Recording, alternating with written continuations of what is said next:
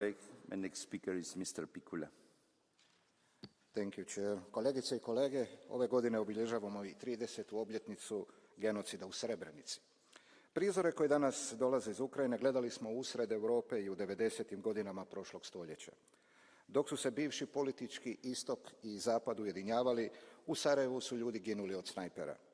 Ove godine odvijala se jedna od najozbiljnijih političkih kriza u zemlji koja obilježava punih 30 godina od potpisivanja Dejtonskog mirovnog sporazuma. Događanja potaknuta presudom Miloradu Dodigu govore o razmjeru problema koji predugo opterećuju Bosnu i Hercegovinu. K tome, nepoštivanje konstitutivnosti naroda kroz preglasavanje i nametanje hrvatskog člana predsjedništva je neodgovoran korak koji je nažalost akumulirao puno problema i nepovjerenja.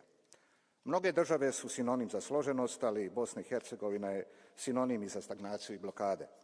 Hrvatski i europski interes je da Bosna i Hercegovina uđe u Europsku uniju i da naša suradnja bude jača.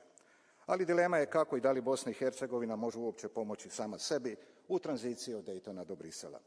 Bosna i Hercegovina svakako zaslužuje neku novu generaciju izazova, a ne recikliranje starih problema. Hvala.